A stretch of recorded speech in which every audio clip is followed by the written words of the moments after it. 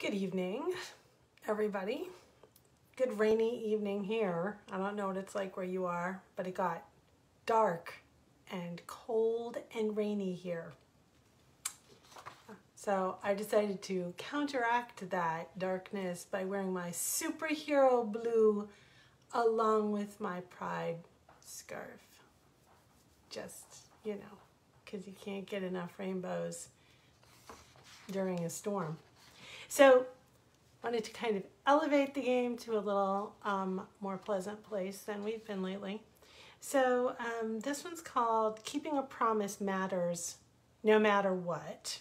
It was from the Virginian-Pilot, and it was from December 11th of 2011, which was before I started doing juice fasts and taking really good care of my health. In fact, today I'm on day 2 of a juice-only fast to get rid of the excess gloriousness that is me from the pandemic and not getting enough walking in.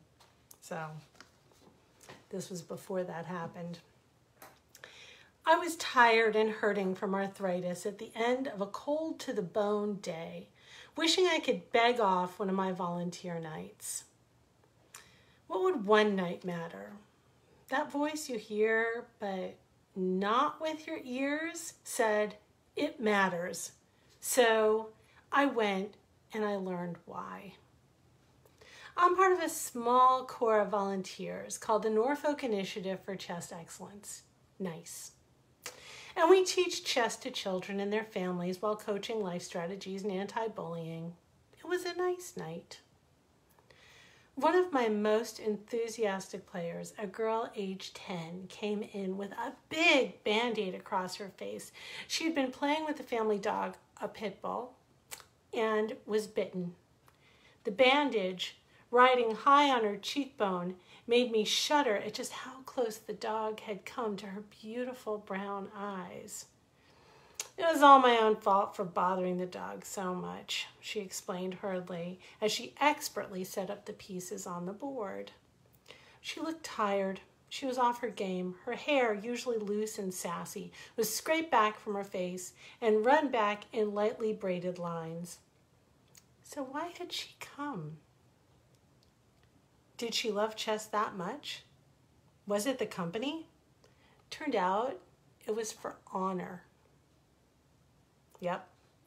I've been giving gently used chess sets donated by Good Samaritans to the children who make good grades or who improve their behavior. Sometimes other items such as books and clocks, chess clocks, are donated as well, and they too become incentives. This young lady was determined to have her very own chess set. When the boards began arriving a few weeks ago, she tended to them like some little girls play with a baby doll. Lovingly. She counted and sorted pieces and began carrying her favorite set around whenever she was in the room.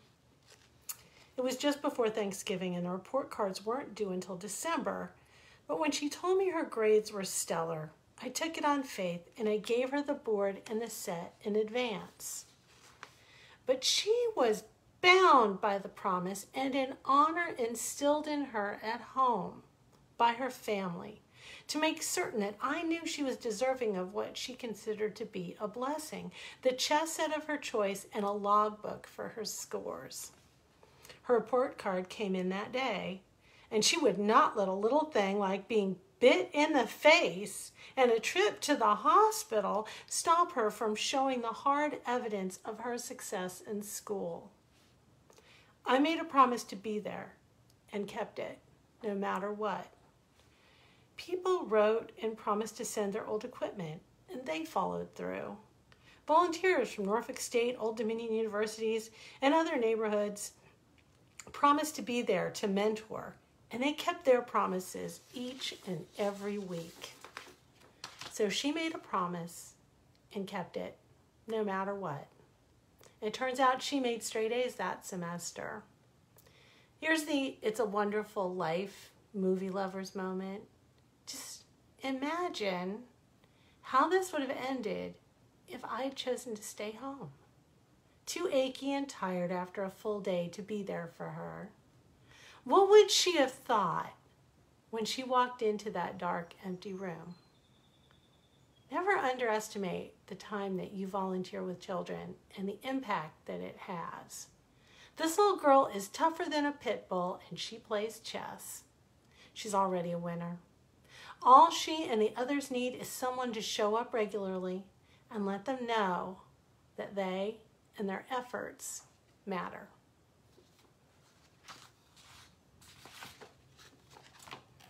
She's still a great chess player. She's still an awesome kid. And shout out to her parents who have raised her and her siblings to be absolutely amazing human beings. I can't wait to see how they turn out as grown-ups. So this next piece is called It Takes a Nation.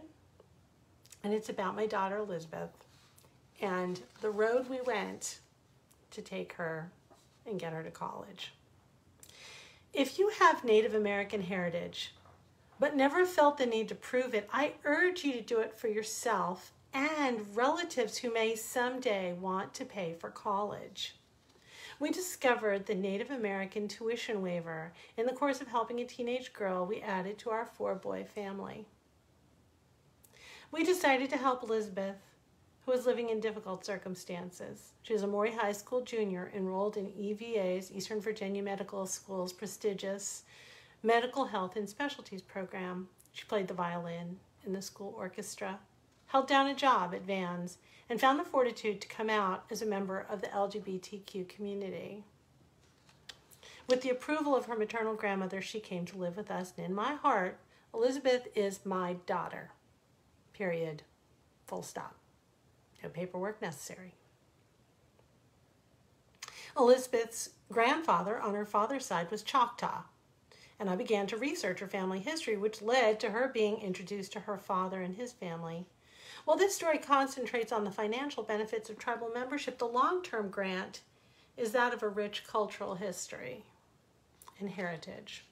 It turns out Elizabeth's dad was the product of an extramarital affair between his mom and a full-blooded Choctaw man, and that man refused to be listed on his son's birth certificate. Unable to convince his father to give proof of his bloodline, her father, Elizabeth's father, had been denied a tuition waiver at her age. He never went to college. Today he is a pizza delivery man, a noble but low-paying profession. After she checked the box for Native American ethnicity on some forms, Fort Lewis College in Durango, Colorado sent her an offer that explained the Native American tuition waiver. Under the waiver, students are still responsible for purchasing books, paying college fees, room and board expenses. Loans and a part-time job could fix that. However, the offer was only valid if we could prove her heritage. We embarked on a year-long journey through the courts, the Bureau of Indian Affairs, and the tribe to secure her future. I tried to avoid the court drama by calling her Choctaw grandfather and telling him about this amazing girl that was his granddaughter. I offered him a second chance to do the right thing. But despite the passage of 43 years, his wife was still angry, and he refused. We were fighting the battle of wounded pride, and we were losing 2 generations deep. You know you're all in when you are pushing to zap an 80-year-old Choctaw elder with a cheek swab that will take a wrecking ball to his marriage for the second time. It was hard to watch, but inspiring to see. Elizabeth's paternal grandmother, fading fast from chronic obstructive pulmonary disease, dragged her oxygen tank from courtroom to testify to her own infidelity. Because of her bravery, a Virginia family court judge ordered a DNA test to prove the paternity.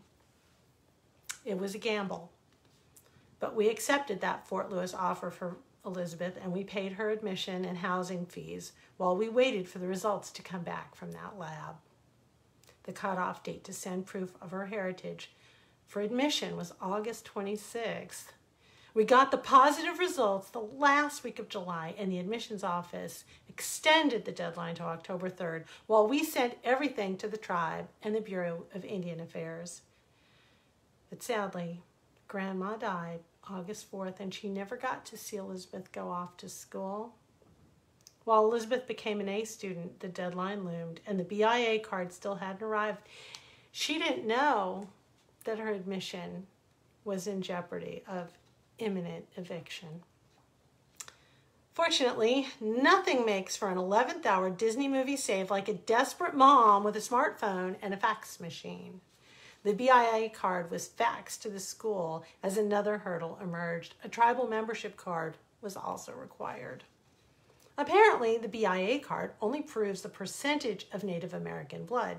It turns out that every tribe accepts members on a different percentage. If the tribe didn't accept her as a member, it was all for nothing.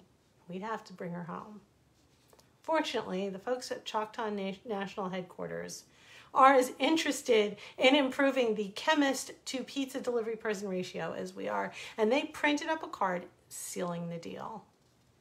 It finally came. It's finally time to celebrate a future female Choctaw chemist, or perhaps biochemist. As proof that a rising tide lifts all boats, her father was also issued his own Bureau of Indian Affairs and tribal membership cards. So now he too can apply for continuing education benefits. His tribal membership also means health care, home loans, job placement services, and even elder care. I'm thankful to the villages it took to raise this child up to the college playing field. Now all we have to worry about is her plane tickets home for Christmas. So, if you know someone who is Native American, has Native American history, I urge you to suggest that they get their tribal card, because even though they may never use it, it will mean the world to all those who come after them in their family, just like it did for my Lizzie.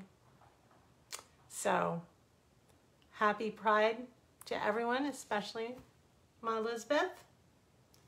I love you all, and I'll see you tomorrow night. Keep your promises.